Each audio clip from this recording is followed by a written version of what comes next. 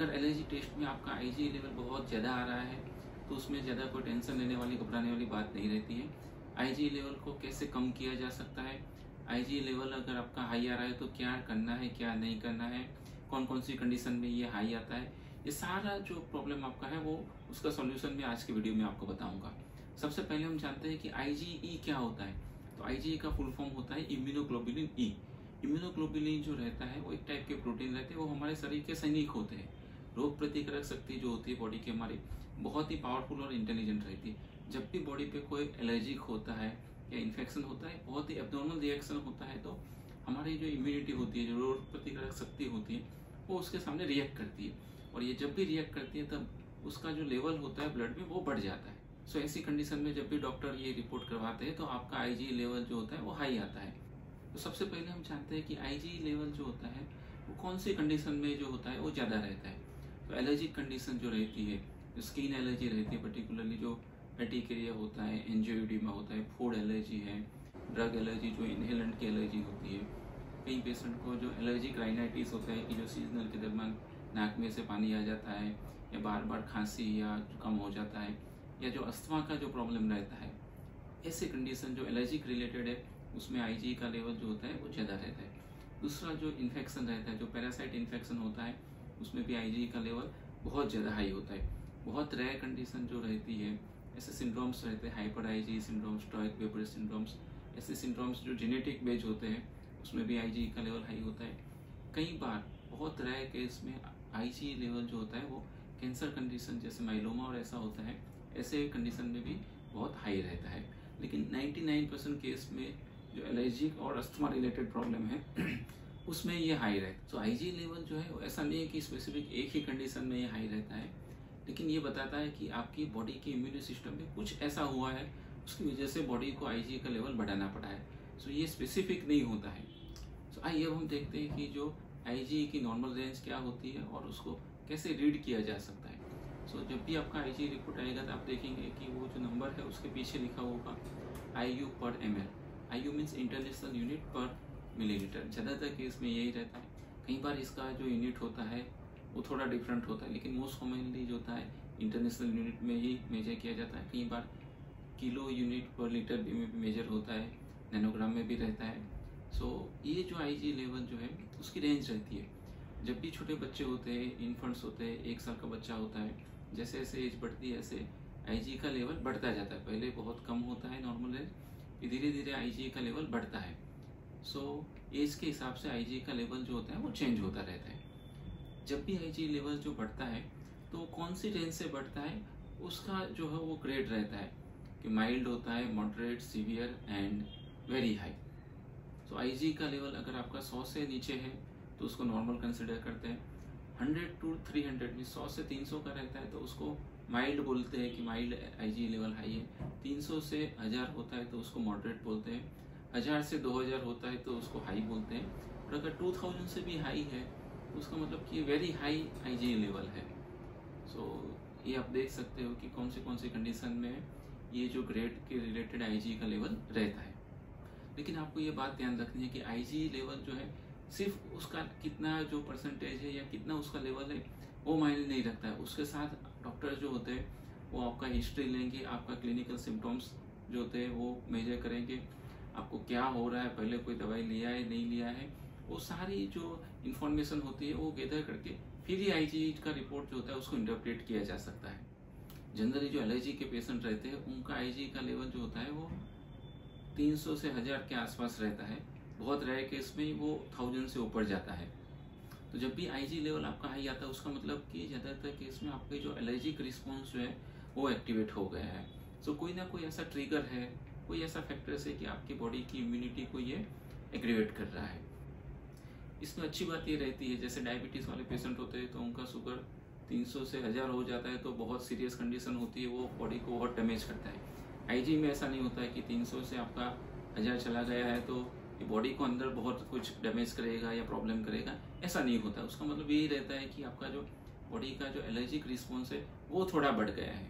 सो ये ज़्यादातर केस में बहुत सीरियस डेंजर प्रॉब्लम कैसा नहीं होता है। जैसे पहले मैंने बताया कि 0.1% केस से भी कम केस में कैंसर या दूसरी जो बीमारी होती है ऐसे रहता है। अदरवाइज 99.9 केस में ये जो होता है वो उसमें कोई टेंशन लेने की बात का ऐसा नहीं रहता है। कई पेशेंट आते हैं कि उनका IgE लेवल जो होता है वो बहुत हाई होता है, लेकिन उनको कोई सिम्टम्स नहीं होता है। तो इसका क्या मतलब है? तो अगर आपका IgE लेवल हाई रहा है और कोई सिम्टम्स नहीं है, तो उसके कई सारे रीजन होते हैं। जैसे कि अगर वो सब क्लिनिकल इन्फेक्शन का लेवल लो रहता है, लेकिन बॉडी ने ज़्यादा रिएक्ट कर दिया तभी भी ऐसा रहता है। कई बार ये इंडिकेट करता है कि फ्यूचर में एलर्जी होने के चांसेस रहते हैं। कई बार ये थोड़ा जेनेटिक बेस भी रहता है। अगर आपने ऑलरेडी कोई मेडिसिन ले रखी है और उसकी वजह से भी आपका सिम्टम्स कम हो रहे हैं, लेकिन IgE का लेवल जो होता है वो ज़्यादा आता है। और बहुत ही केस में कई बार क्या होता है कि जो लैब जो होता है, लैब की जो रिपोर्टिंग करने में दिक्कत आती है, उसको हम फॉल्स पॉजिटिव रिस्पॉन्स बोलते हैं, ऐसे भी हो सकता है। तो अगर आपका एलर्जी का जो लेवल है, IgE का लेवल हाई आ रहा है और सिम्टम्स नहीं है, तो उसमें कोई टेंशन नहीं लेना है। सो ऐसे केस में जनरली हम वेट एंड वॉच करते हैं, देखते हैं अगर कुछ सिम्टम्स के ऐसा आता है तो हम ट्रीट करते हैं, अदरवाइज उसमें और ज़्यादा कोई ट्रीटमेंट लेने की ज़रूरत नहीं रहती है। उससे उल्टा कई बार क्या होता है कि आपका एलर्जी बहुत सीवियर आ रही है, लेकिन IgE लेवल जो होता है वो नॉर्मल या लो आ रहा है। उसका मतलब क्या रहता है? जब भी ऐसा होता है उसका मतलब कि एलर्जी जो है वो IgE मीडिएटेड नहीं है, या फिर वो लोकल एलर्जी की है। और अलग अगेन कई बार जो IgE लेवल का जो रिपोर्ट होता है वो गलत रहता है, तो जो फॉल्स नेगेटिव रिपोर्ट आता है तो भी ऐसा रहता है। और एलर्जी जब अर्ली स्टेज में रहता है तभी भी ऐसा होता है कि IgE लेवल नॉर्मल आता है और सिम्टम्स होता है। सो ये जो होता है उसका मतलब ये नहीं है कि IgE लेवल आपका लो है दैट मीन्स आपको एलर्जी नहीं है। कई पेशेंट में IgE लेवल लो होने के बाद भी बहुत सीवियर एलर्जिक रहता है। कई पेशेंट क्या करते हैं कि एलर्जी टेस्ट IgE जो होता है उसको बार बार करवाते हैं। तो ऐसा ज़्यादातर केस में जो होता है वो IgE लेवल जो होता है वो बार बार कराने की ज़रूरत नहीं होती। आपके डॉक्टर आपको बताएंगे कि आपको एलर्जी टेस्ट बार बार कराना है या नहीं कराना है। जनरली केस में क्या होता है कि IgE लेवल हम इसलिए कराते हैं कि आपका जो एटोपिक कंडीशन रहता है या एलर्जी कंडीशन, तो वो कौन से ग्रेड में कितना सीवियरिटी होती है। तो एक स्क्रीनिंग टेस्ट रहता है, ये बहुत ही डायग्नोस्टिक पर्पज में इसका जो होता है वो इस्तेमाल नहीं होता है। सो बार बार आप रिपोर्ट कराएंगे तो उसका ये बहुत ही कोई मतलब नहीं रहता है। सो आपके डॉक्टर के एडवाइस के अनुसार ही आप इसका जो है वो रिपोर्ट कराइएगा। ये सबसे इम्पोर्टेंट, अब जो मैंने बताया कि IgE का लेवल जो है मेरे पेशेंट बहुत ज़्यादा था, उसको कैसे कम हो गए, तो उसकी बहुत सारी मेडिसिन रहती है। तो IgE लेवल जो होता है वो क्या होता है, जब भी बॉडी में बढ़ जाता है तब वो बॉडी के सेल्स जो होते हैं, जो मास्ट सेल्स और वो जो होते हैं, वो हिस्टामिन रिलीज करते हैं और उसकी वजह से आपको एलर्जिक होती है। तो जो भी दवाई जो रहती है कि जो एंटी हिस्टामिनिक मेडिसिन रहती है, जैसे लिवोसेट्रिजिन होती है, लोराटिडिन, डेस्लोराटिडिन, सेट्रिजिन, ये सब मेडिसिन जो हिस्टामिन का लेवल को लो करती है और एलर्जी को कंट्रोल करती है। दूसरी जो मोंटेलुकार्स करके जो मेडिसिन आती है वो भी एलर्जिक कंडीशन में IgE लेवल का लो करने में हेल्पफुल रहता है। कई बार बहुत ज़्यादा होता है तो जो कॉर्टिकोस्टेरॉइड की मेडिसिन होती है वो भी इम्पोर्टेंट रहती है। ये मेडिसिन आपको खुद से नहीं लेनी होती है, आपके डॉक्टर आपको प्रिस्क्राइब करेंगे। और सबसे स्पेसिफिक मेडिसिन जो जोले करके जो आती है, ओमालिजुमेब जो मेडिसिन होती है, इसको बायोलॉजिक्स बोलते हैं। सो ये मेडिसिन क्या करती है कि जो IgE जो होता है उससे बाइंड हो जाती है, उसकी वजह से IgE का लेवल लो कर देती है और जो हिस्टामिन रिलीज होता है और एलर्जिक रिस्पॉन्स होता है वो काफ़ी कंट्रोल हो जाता है। लेकिन ये जो इंजेक्टेबल मेडिसिन रहता है वो हर एक केस में हम नहीं देते हैं। बहुत ही रेजिस्टेंस केस होता है, सीवियर केस होता है, नॉर्मल दवाई से नहीं रिस्पॉन्स आता है, ऐसे ही केस में जो जोलेर मेडिसिन होती है वो हम देते हैं। सो जब भी आपको IgE लेवल हाई आता है तो आपको बिल्कुल टेंशन नहीं लेना है। हाई लेवल का मतलब ये नहीं कि कोई सीरियस बीमारी के ऐसा कोई प्रॉब्लमेटिक है। Over the time IgE level कम हो जाता है। कई बार सिम्टम्स ठीक होने के बाद भी IgE का लेवल कम होने में महीनों से साल तक टाइम लग जाता है, तो उसमें कोई स्ट्रेस नहीं लेना है। आपको आराम से जो है, जो भी डॉक्टर ने आपकी प्रिस्क्रिप्शन में मेडिसिन लिखा है वो उसको फॉलो करना है। पानी ज़्यादा पीना है, ज़्यादा स्ट्रेस नहीं लेना है। बॉडी पे आप मॉइस्चराइजर लगा दीजिए। आपको स्पेसिफिक एलर्जन ट्रिगर अगर होता है कि कई चीज़ से आपको एलर्जिक होता है कि चलो इनहेलेंट के हो रहा है या कुछ खाने पीने से हो रहा है, तो ऐसे स्पेसिफिक जो फैक्टर्स होते हैं उसको अवॉइड करना है। बाहर जाते हो डस्ट वाले, पॉल्यूशन वाले एनवायरनमेंट में कैसे, तो आप मास्क पहन के रखिएगा। हो सके इतना खाने पीने का, सोने का जो टाइमिंग है वो आपको रेगुलर रखना है। और जो एंटी एलर्जिक, जो एंटी IgE मेडिसिन है वो आप रेगुलर लीजिए। तो ऐसा आप रेगुलर करेंगे तो ओवर द टाइम आपका IgE लेवल जो है वो कम हो ही जाएगा।